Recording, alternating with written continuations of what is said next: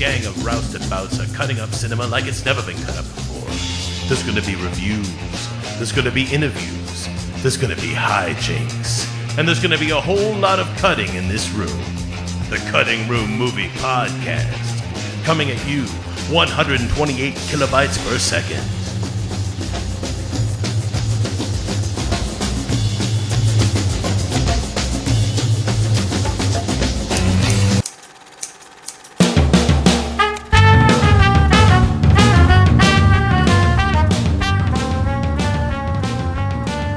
Welcome to another mini episode of the Cutting Room Movie Podcast. I am your host, Tom Detloff, and tonight we're going to take a look at Stephen Spielberg's 2012 Oscar and Golden Globe nominated picture, Lincoln, starring Daniel Day-Lewis, Sally Field, and Tommy Lee Jones. Tonight, I am joined by two of my co-hosts. Mr. Joseph Christiana is back with us, and also Billy Barassa is here. Billy, how you doing, my friend? I'm doing very good. I believe the comment that you were trying to get at was starring Daniel Day-Lewis and everyone else in Hollywood. Yeah, that's exactly. All right. I mean, there's just a slew of familiar faces in this movie. It's completely ridiculous. Yeah. I mean, who wouldn't want to be a part of this? But we're going to get to that in a couple minutes. But first, guys, I want to say that tonight is a really momentous moment, I think, for the show, because for the first time in a long time, the three founding members of the Cutting Room Movie Podcast are The Founding Fathers. The Founding Fathers are back together once again here. And, you know, if you think about it, where we started from on episode 1, you know, that long road just led to an evening of the three of us sitting around talking about Lincoln for a half hour. History somehow repeats itself, doesn't it? But it honestly is it's a great joy to me to have an opportunity to talk to both of you guys, especially about a film that is. Yeah, it really needs to be discussed and on so many different levels. And we're going to get to that, guys. You know what? Let's just kick it off. Mr. Joe Christiana, hey, you ready to get back into the cutting room, my friend? I am, man. It's been a long 2 episodes off, yes. And I believe you'll hear from my review that I'm all pent up. All right, it sounds good. This is Mr. Joe Christiana giving you his introduction to Lincoln. Take it away, Joseph.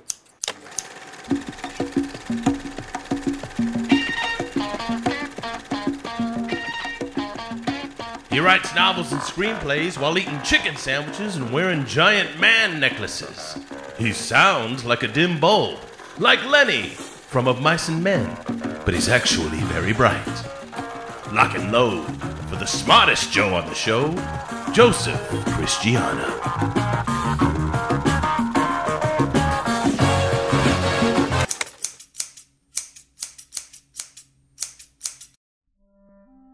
Spielberg's 2012 film of Lincoln is the masterful sequel to John Ford's film Young Mr. Lincoln, and if my math is correct, it's a sequel that's been almost 75 years in the making.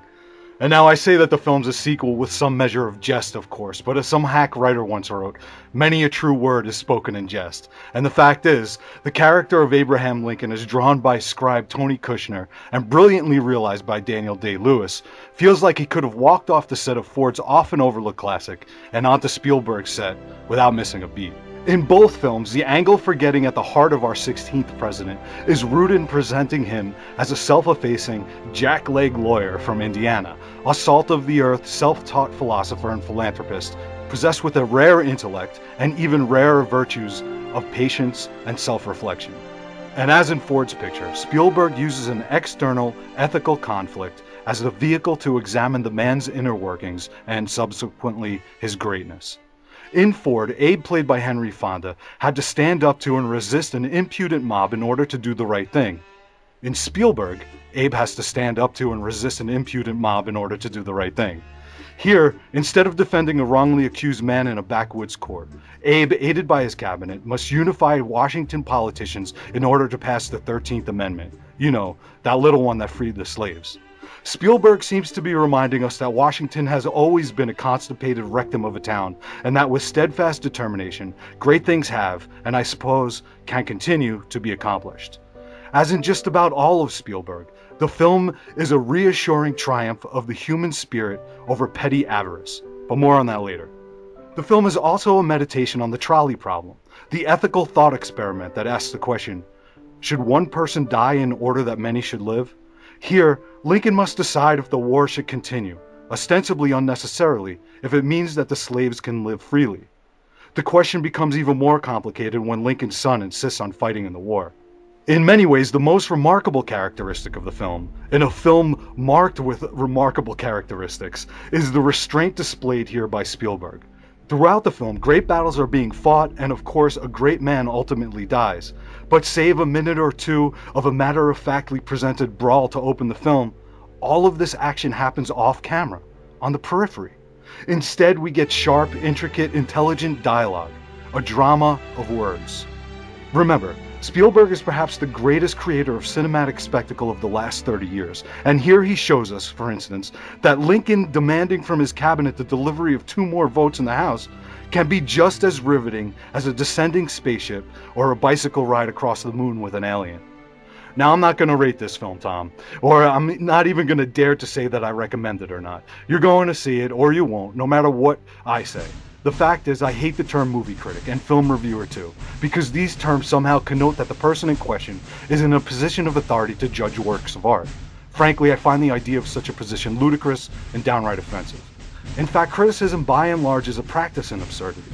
This may sound funny coming from a host on a show like this, but it's how I feel, yes. Right now, in fact, I feel absurd.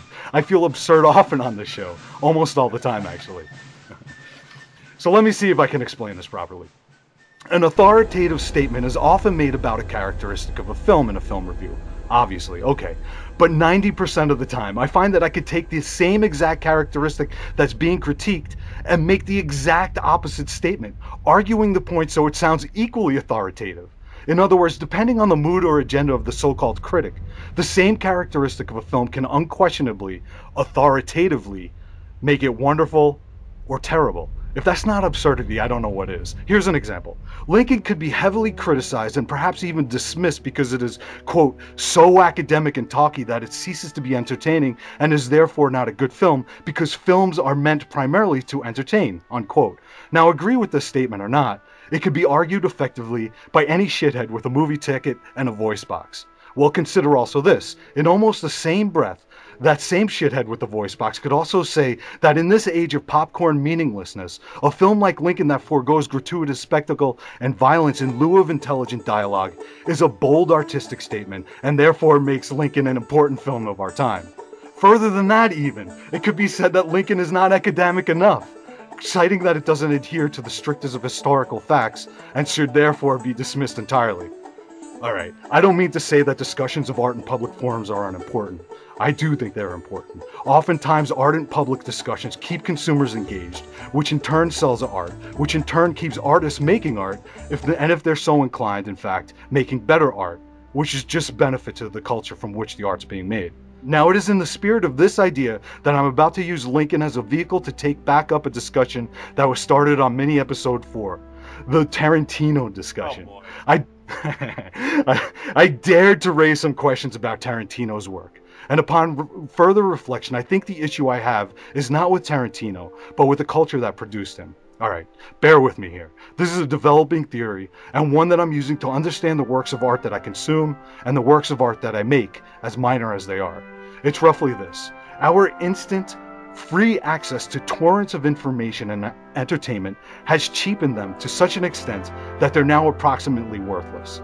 The devaluation of our culture has placed the things that we once valued and considered sacred below us. We stand in judgment of our own myths, and we find our myths worthless. Subsequently, we're starting to believe, perhaps erroneously, that our myths have ceased to be able to hold power. And so, in our myths, our heroes die meaninglessly. Our stories are written and understood with a sense of deep irony, and some of our greatest artists present to us smirking representations of the human plight, using as their form a collage composed of the disposable cultural fragments of art newly rendered worthless. Spielberg, in contrast with this film, is part of the old guard. He comes from a generation of filmmakers who took the sentiments of theorist Joseph Campbell to heart. For Joseph Campbell, a culture's mythology served an important function, perhaps the most important function of all. He believed that our mythologies helped people learn about and understand their own existence. So what does it mean then, when our mythologies are considered worthless and empty? And what does that teach us about ourselves? Spielberg, as evidenced in Lincoln, believes that life still holds meaning, and so myths should as well. He believes that the human spirit is worthy of deep consideration, that it's still capable of triumph, and that we, as a culture, are capable still of shedding the scar tissue of cynicism in order to have a meaningful experience with our myths. Now, is he right? I don't know. I make no judgment value on the merits of the films representing the old and the newly shifting approaches to myth-making, respectively. I simply raise the question. And I guess the biggest question is this: should a culture's mythologies reflect their culture, or should they attempt to define it? Now, guys, I apologize for the length of that review. Like I said before I went into it, I've been off of the show for 2 weeks, so I have all these thoughts and ideas swirling around, and I don't know how you, Tom, want to break into that there. Yeah, that's really the big question here, Joe. there's a lot to swallow there, right, man. So right. If there's anything, I mean, we could just go right back into talking about the film, and that I'll be perfectly happy with that. Let's try to do it. Listen, as far as the film itself is concerned, I did not expect to witness like an Aaron Sorkin-esque, politic fest out of this one, and that really surprised me. It surprised me that it was heavily dialogue driven. That pretty much, and anything that you were going to get as far as the war was concerned, you were going to have to use your imagination via the conversations that you were witnessing on screen, which is different. And I think some people are probably really disappointed about that. As you were mentioning in your review, that, it's not entertaining to most people. To most people. Well, I will say that I would just, I played Pollyanna there a little bit. There's a little homage to Billy. To Billy there is one of his terms. So I kind of played devil's advocate and argued the same point from three different ways. I could see all of that happening and all of those points being just as valid, But that said, I did find the dialogue stimulating, and I was entertained throughout the picture. I mean, how are you? Did you feel differently, Tom? No, I was entertained. Look, to me, it was a very dark film. Especially just the fact, just take a look at the lighting. I mean, everything seemed to be, naturally lit, and which took a lot of balls, honestly. And I watched this on my television screen. I didn't get a chance to see it in the theater, so it really looked dark. It was strange to me to watch it like that. But I did like it, and you can't help but just get involved with anything that Daniel Day-Lewis does right. I mean, on screen. I mean, I had, I'll tell you this. I mean, this guy, could be in a Police Academy movie and he's going to get an Oscar nomination. I mean, that's how good he is. That I'd like to see.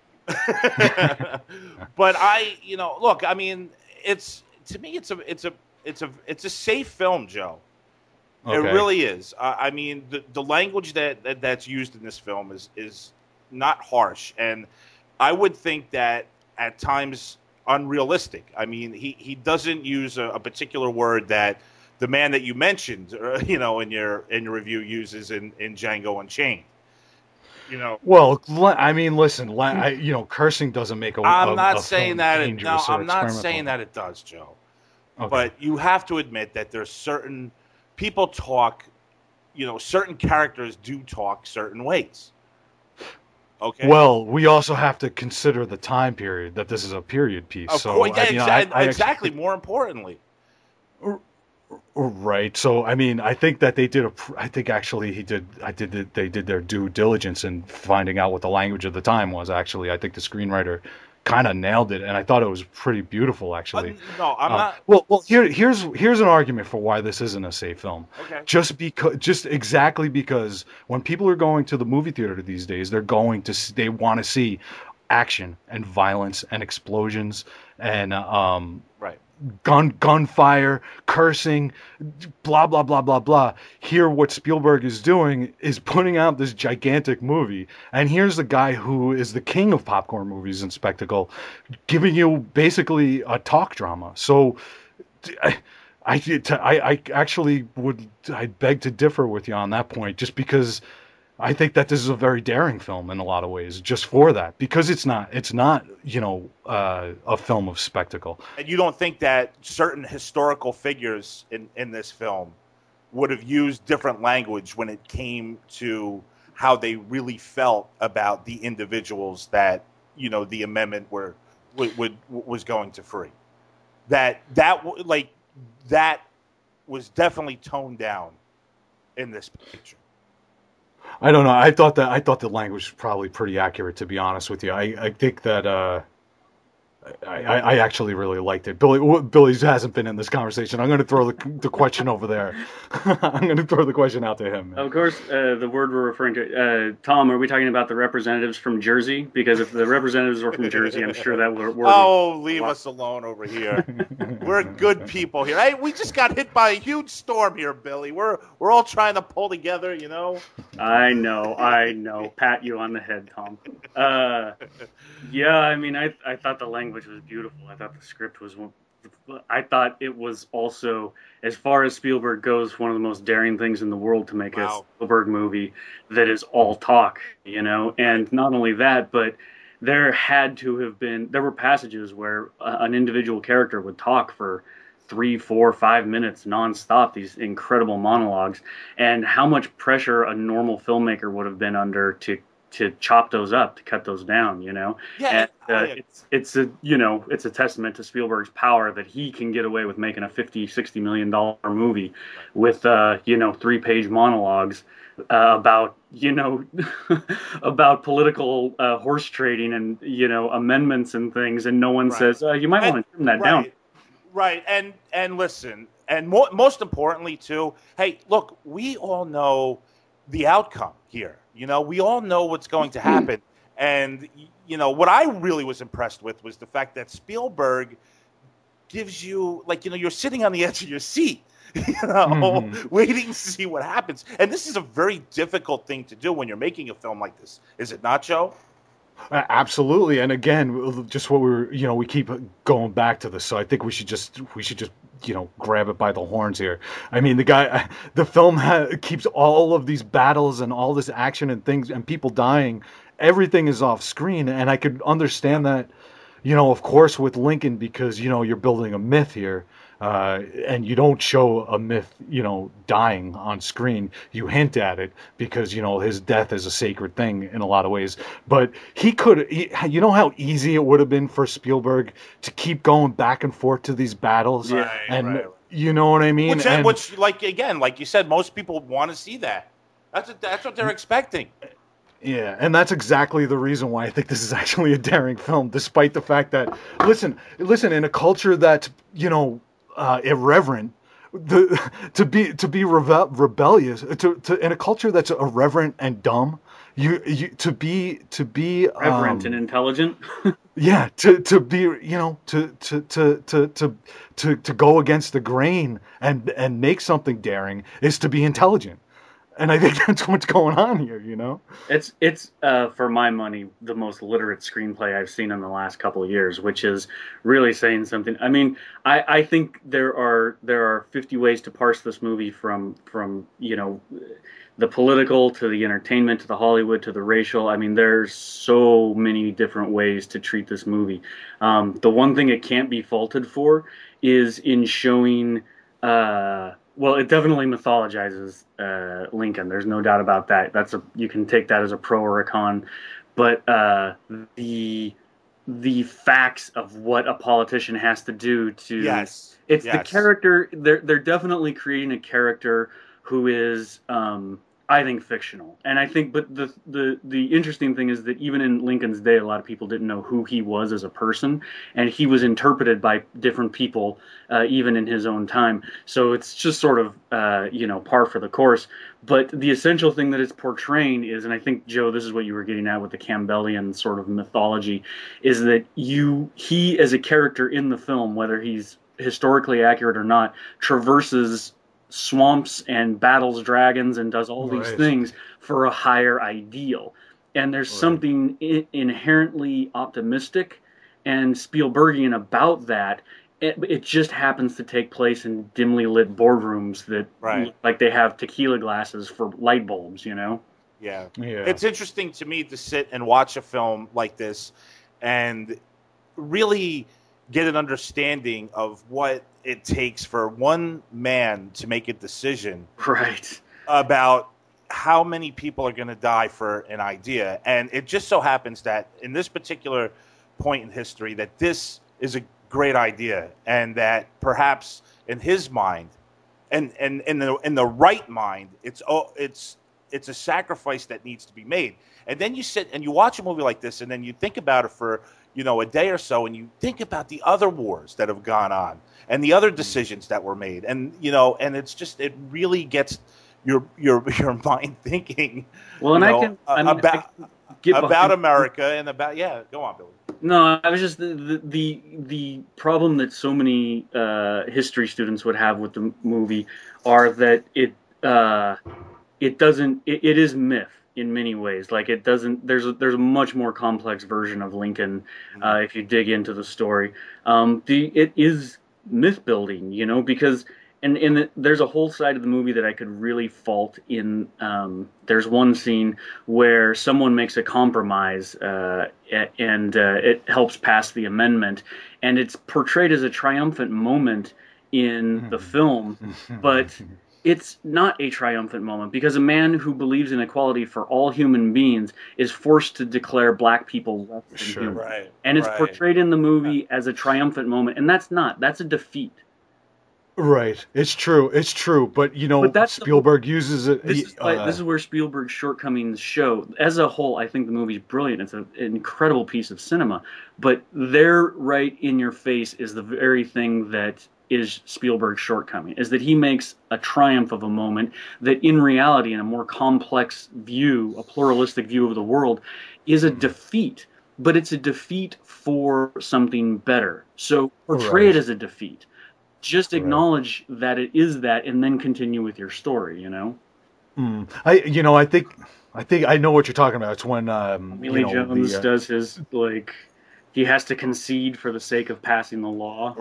Right, and I think one of the important themes in the film is the ends justifying the means. Because he has to, he concedes that point, and and but just it burns my ass that he cuts to a shot of Gloria Rubin up in the balcony there, and there's this black woman looking at it, and she gets all emotional, and I'm like, you know what? Okay, that's true. There were probably a lot of black people who felt that way, and it was an emotional moment. You know how many more black people were pissed off? Like, oh, really? Great. And then following the amendment being passed, there was just a whole bunch of state to state finagling with the laws to essentially re-enslave people to a financial system that they could get arrested by racist lawmen and then indentured into labor for private businessmen, which just reestablished a new form of slavery. Right, and then Billy, so that is safe filmmaking. It's I'm as the character in Spinal Tap once said, it's my job to be a lukewarm middle between you, Tom Fire, and Joe Ice. I think that it's safe filmmaking on it's Spielberg filmmaking. It's always going to be safe. Well, but Joe's arguing that this is one of the most daring pieces of work that's. No, I did not. Yeah, you did. You said that it took. You used the word balls, Joe. It takes a lot of balls, a lot of, It is. I mean, to make a $50 million movie about Abraham Lincoln and have it take place over 2 months and be mostly conversation about shit that That's they don't even daring. try. Well, that's They don't all even right, fine. Well, That's what I'm saying. on the That's what outside, I'm it's saying. daring. But let's talk Guys, about what's. Well, they let's don't talk try about to what's down to the going on. audience at all. Well, what about what he say puts that. on screen? Yeah, okay, that idea is daring, and that idea Right, takes and a that's lot what- of and that's- balls. But what he puts on screen most of the time looks and feels safe to me. Mm. Well, And not to mention that at times, I mean, it's extreme, and you guys are talking about this script as if it's like the best thing you've has come into your hands in 10 years. I mean, it's really hammy. It's really hammy at times, man. And the Bob Lincoln aspect is extremely hammy. The three bumbling lobbyists is extremely hammy. I mean, it plays like a TV movie at times, and this is what I'm talking about. And I listen. I'm again, Joe, and to critique what a guy like Steven Spielberg is doing, is fucking. It is ludicrous. It's absurd, but it's a TV movie at times to me, man. Oh, I never got that sense, but I do listen. I understand that, the sort of the maudlin tropes of Spielberg in a lot of ways, and listen, a few years, 10 years ago, I'd be arguing for quite the opposite direction, pulling up what you're saying, but as I kind of, as my maybe I need to grow up, Joe. Of cynicism. You've grown tired. I'm this is so something tired. that Billy and here's the deal. Billy pointed this listen, out on episode 1 of The Cutting Room because we were talking about a movie we were talking about Spider-Man, and you were like glorifying Spider-Man and Sam Raimi and the great Tom. and Billy's like, hey man, this is something that in California you had the opposite feeling. Sure, man, I'm growing, but here's exactly the point. In a culture and an environment where everything, I think that the rebels growing or just settling, Joe. No, I'm growing, and I'll tell you why. Tom, you're such a dick. That was awesome. Because rebellion rebellion is changing. A rebellious work, I think, is going to be aligned once again with intellectualism. I think because the dumbing down of mass culture, I think the cynicism of mass culture, that's what the establishment is. A pervasive cynicism, a violence. Violence is not rebellious anymore. I agree. It's not, and cynicism is not rebellious anymore, and nihilism is not rebellious anymore. That's the established code. So right now, what's happening is and I welcome this. I'm doing my part to bring it forth. What's going to be rebellious in years to come? Intelligence and quiet contemplation. Can I jump in there on that? Your arm. Yeah, go for it. No, Billy, be quiet. Yeah, I know. It's like sometimes I feel like a marriage counselor with you too. No, man. What do you got, Billy? I think that I have siblings who are in their early 20s, and they've got friends who are even younger than them. And I've been saying this for a while now. The bullies have lost. There's the cool kids now. Well, the cool thing to do is to have a spirit of generosity and open-mindedness, and kids are growing up with kids from all other kinds of cultures that they don't see differences as much as 25 years ago and all that stuff. There is way more open-mindedness and love for things like science and dialogue and discourse and compassion than I've ever seen before. It is the new cool, and I am all for it. I really hold on, Joe. I really hope. Let me just to tack on to that, sincerity. And I think that my analysis and this is going to be something bullshit. It's not on developing on the developing trends in art and our understanding of art. I think what's rebellious again, or what's rebellious now, is a sincerity that hasn't been present since probably the 1950s, pre-war. I think that people are going to understand that cynicism is an empty road, and that we do need to believe in myths, and we do need to have genuine sincerity. And when we were in the 90s, Tom, when we were in our early 20s, that shit you roll your eyes at, and because it was cool to roll your eyes, and pick up and to look down on everything. It's empty. And this is how I'm growing, because I've realized that it's empty. And what I see is, I know cynicism. I know it I'm born of cynicism. So you're recommending that I personally move past the Kurt Cobain era of looking at things. It's very funny, Tom. But I think you understand. No, I hear you. But man, it just seems like you're seeing that there's this new trend that sincerity and I think it's now becoming hip and it's becoming popular. Because it's rebellious, then eventually it's just going to become a fad, and being sincere is just ultimately going to be insincere. I think that we had to embrace cynicism and sarcasm and feeling like nothing means anything and nihilism and all this stuff. And I think that we can learn from it and move forward to the next movement, which is, But that's just, being like that is just going to create a tremendous amount of passive, passive people, Joe, that aren't going to question things and questioning things. No, because we've learned because of people like Billy's talking about, the younger generation. I'm sure. You know what? A rebellious act is going to be walking around with a book under your hand, or talking to somebody. Listen, to talk to somebody and say something meaningful and not be ironic about it. Like, you know what? I really love you, man. I think, honestly, for the most part, that's always been, a rebellious thing to do. To have different ideas, that's where any great artistic scene or movement. It's always been like that. Throughout history. I just think that it's not even, Joe. I know you're really fired up about this trend, and I think it's awesome. He wants more people to be like him. God damn it. Joe wants everyone to be like him, but Jesus Christ, I'm teasing you, dude.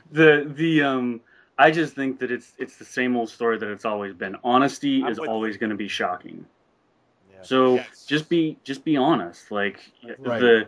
I just think that at the heart of the kind of cynicism that, Joe, you're talking about is just another form of a lack of reflection. Right. For individuals. Like, cynicism is just it's just another easily bought and sold commodity to replace reflection of an individual's existence, So, but I mean, the flip side of it is, I know a lot of people who are into yoga and self-help and generosity and love and sincerity and all that stuff, and they're as phony as the cynics, know. So it's like, it's just go to Los Angeles. As far as filmmaking goes, I sure could stand a nice big fat dose of honesty and sincerity and myth building, and I would love to see movies take themselves more seriously and have more respect for themselves, because we don't need any more Michael Bay Transformers, and we need a lot more Lincolns, in my humble opinion. And back to Lincoln, and sticking with the idea of honesty, Joe and Billy, honesty is taking words like all men are created equal and being honest about what that statement means and living true to that statement. And that's what Lincoln is, I guess that's how he gets honest Abe, think about it. He just, he takes, words that are in the Constitution, all men are created equal. And we're not living that, at that particular time in 1865. We're not living that way. So imagine, seeing those words and being a politician back then. Well, sure. I mean, you're changing people's perspective. I mean, because you see in the film the scenes where they just can't even cope with the idea of a black vote or a woman vote. Like, it's just beyond understanding. Yeah. You know what I mean? And that to me is just watching something like that. It's just it's Abraham Lincoln in the Temple of Doom. Yeah.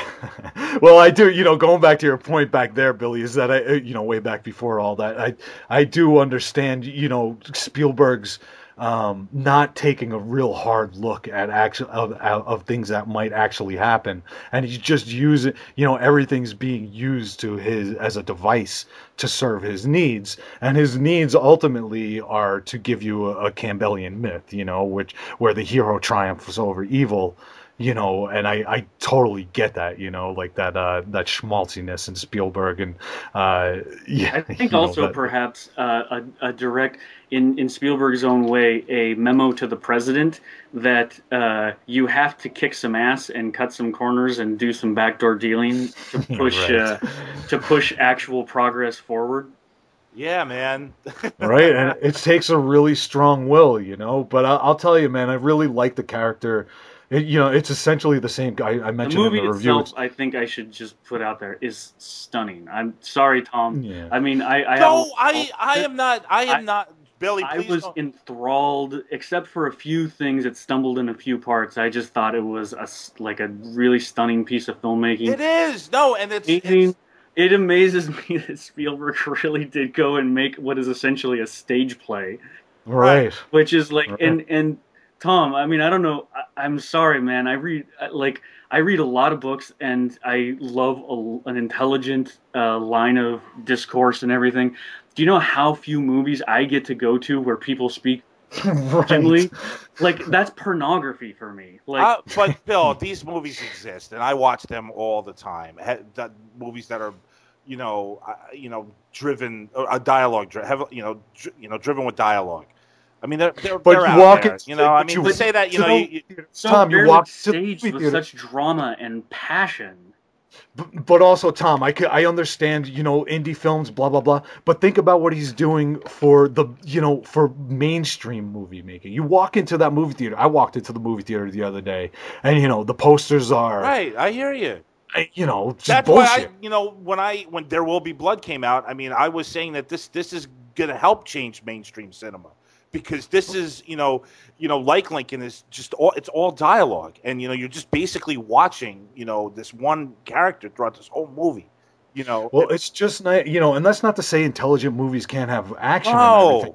It's just it's a breath of fresh air to see it, and to see it from Spielberg. I think that it's an important. If nothing else, his name legitimizes a form of filmmaking, because the movie also so far has made triple back on its budget at the box office, and at the very least, it's telling people, hey, it's okay to make movies that are 95% dialogue in a closed room.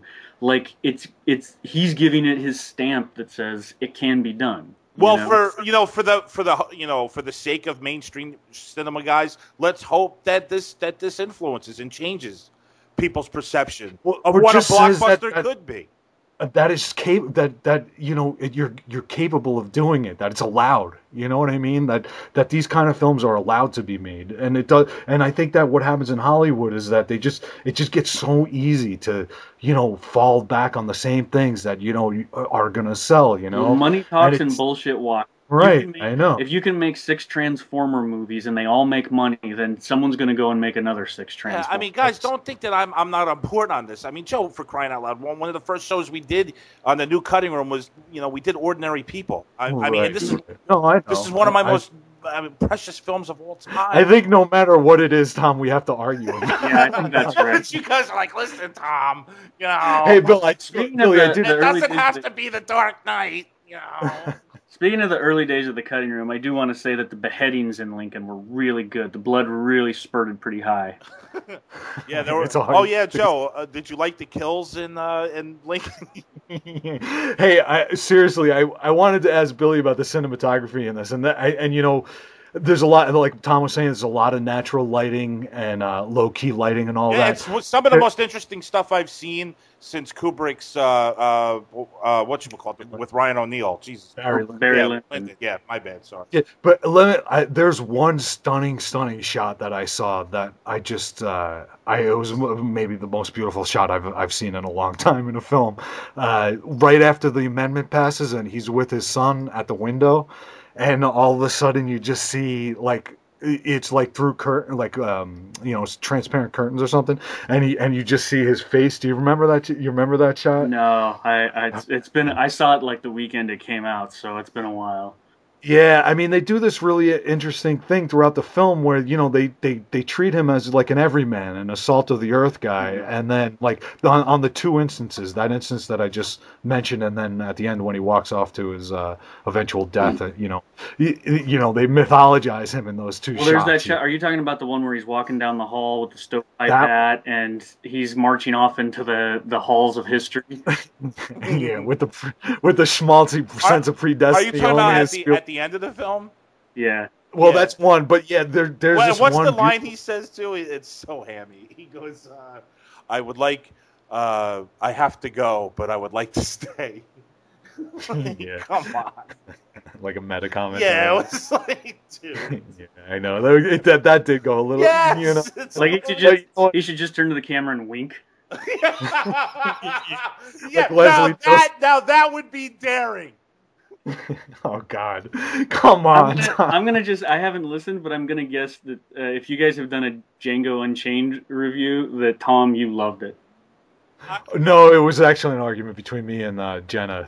Tom had dropped off on that And point. I haven't seen Django Unchained yet, Billy, but I have don't know. to say, a two-part episode, Django Unchained and Lincoln, would pretty much cover the spectrum. Well, I felt justified bringing both of these films up to, in my review there because they're both nominated for Best Picture, and they're just two completely different. Yeah. Listen, I haven't seen Django. I have to full disclosure here. I mean, I was just talking about Tarantino isms in general, and mostly thinking about Kill Bill and the last one that he did, Inglorious Bastards. Glorious Bastards, but just two different approaches to filmmaking, and myth making, and those are just that's what's weighing heavily on me as a movie lover and somebody who tries his hands at it once now and then. Hey guys, we're gonna start to wrap this up in a couple minutes. Billy, do you have anything else you want to throw out there about Mr. Spielberg or Lincoln?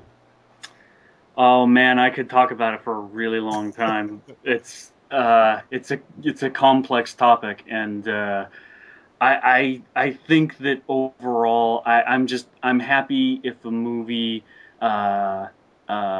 gets people thinking, uses words they haven't heard before, and encourages them to go research actual history. On the other hand, it's a very, very Spielbergian bit of fluff, and it says something that I couldn't find but two black film critics who had reviewed this film out of scores and scores of white film critics. So there's food for thought. Joseph, anything else, brother? No, I think I said plenty in my review. I don't think you've nearly said enough. I would. But I would I like think to. you've only just begun, Joe. One other thing I'd like to interject, just slip in there, is two quotes from two good filmmakers. Stanley Kubrick once said of Schindler's List that it wasn't about 6 million people who died, it was about 6,000 people that lived. And Spike Lee said of Amistad, that movie's about a white lawyer. Why isn't it about black people? Wow. All right, and it's true. I mean, it's the feel good, Those are two the very triumph. powerful statements, Billy. And I'll definitely think about that. But particularly, because Billy, that's a great. Hold on, Joe. That's a great thing because Kubrick was making a film called The Aryan Papers, and he kind of got pushed away because Spielberg came up with Schindler's List, and Spielberg works a lot faster. Yeah, considerably faster. Yeah, so he was able to get that out there quickly. So that's a really interesting quote. I'm sorry. Go on, Joseph. No, I was just gonna say, the triumphant always takes precedence over over reality in Spielberg, and that's just something you have to live with. And my little diatribe on sincere filmmaking and sincere myth making, it also extends into sincerely investigating the form for new ways of expression, and that's something that Spielberg doesn't do. He's a master craftsman, but he's not sincerely mining the form for experimental or new languages in cinema, and that's something that it is equally as valid. Like where Spielberg sincerely believes in his myths and sincerely believes that we still can appreciate our myths. Another filmmaker like a Haneke or David Lynch, or even these dirtier filmmakers like we're going to talk about, I guess, Harmony Korine or whatever. Right. Like these guys are really sincere, and Jackass even. These guys are sincerely looking for new modes of expression in cinema, and that's I want to say that's the same thing as what's it. Well, that's a whole other conversation you can have, and this is why Lincoln is a fascinating center point to a conversation about the responsibilities of filmmaking versus storytelling versus historicity. And everyone comes at it from a different point of view. They have a different opinion of what a movie should be. Right. And these are just things. Obviously, I'm just posing questions here. I think, and I'm searching myself, and that's what I find that I love about art. I love it, engages me, and it makes things worthwhile. And so you're right, Billy. I mean, that's why a film like this is great to bring up, especially on the tail end of our discussion about Tarantino, and especially because they're both giants and master craftsmen. And I think that there's a discussion that's going to pop up now every so often in my reviews when I think it necessary. If you guys want to do a full episode of Django Unchained in juxtaposition with Lincoln, I would love to jump on, because it really actually makes a lot of sense to judge these two films against each other. I think there's enough to sustain. We talked about Lincoln for a good 45 minutes here. I think that there's enough to sustain another discussion about it, especially. Could you imagine that? I would also say to bring Haneke Zamora in there, even though I haven't seen it yet, because he's an experimental filmmaker. And hey, say what you want about awards. It is nice to see that. And I haven't seen Love yet either, Joe, but he's nominated for Best Picture. I would want to do the Amor Haneke episode all by itself. I think I think Django and Lincoln against each other. Yeah, there's no reason to throw Amor in there. Well, just my personal explorations, just throwing out, like I was saying, sort of this ironic filmmaking, and then sincere myth making, and then sincere experimentation. Right. You know what I mean? Like that's sort of my own personal trip, I guess. Well, and in a weird way, I could say with Lincoln, the issue of trying to portray political maneuvering, if you really want to send a message about that, it's almost better that you don't do that about something as large an issue as slavery, right? It's almost better that you choose a smaller subject and use it as an example that then can be applied to a bunch of other things, rather than or a fictional subject that everyone is going to have an intense reaction to emotionally, Right. Yeah, like a fictional subject, something. Exactly, which is what my tying it into Amor, where it's like you can experiment, and the best way to experiment is with pure fiction that has nothing to do with a real life situation. So again, the responsibilities of a film and what everyone thinks those are. Right. Absolutely. Billy and Joe, thank you so much for joining me tonight.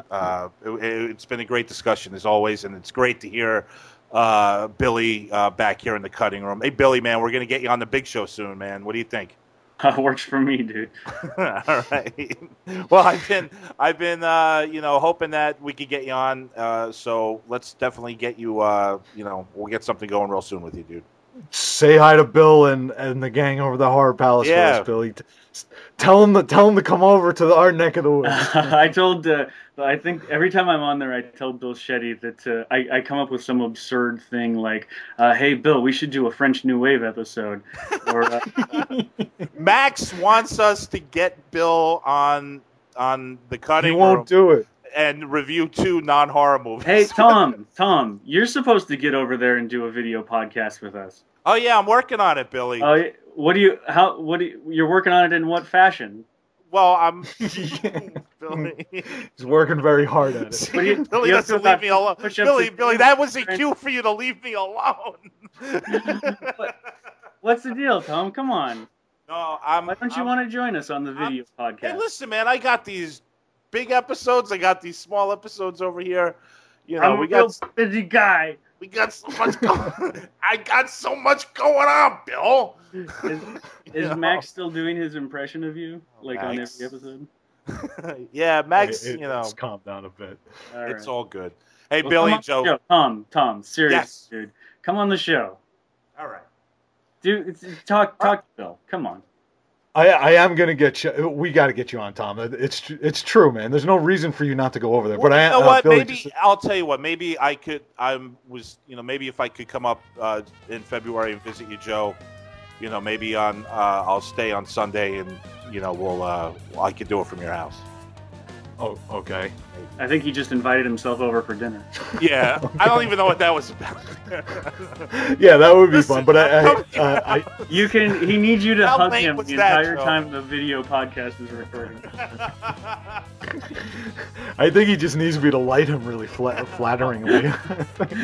Just do what I do. Just light yourself from the side so no one can tell.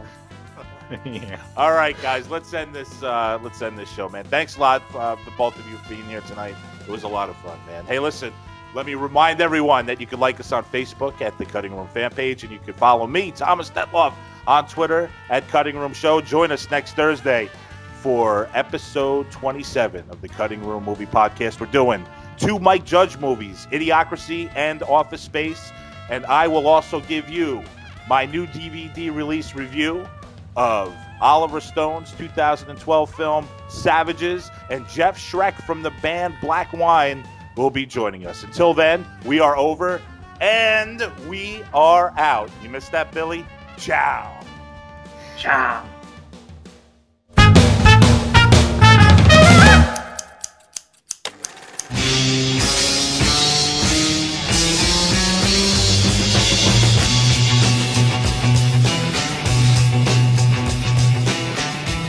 Tune in next time to satisfy more of your strange desires. The Cutting Room Movie Podcast. We do chicken right.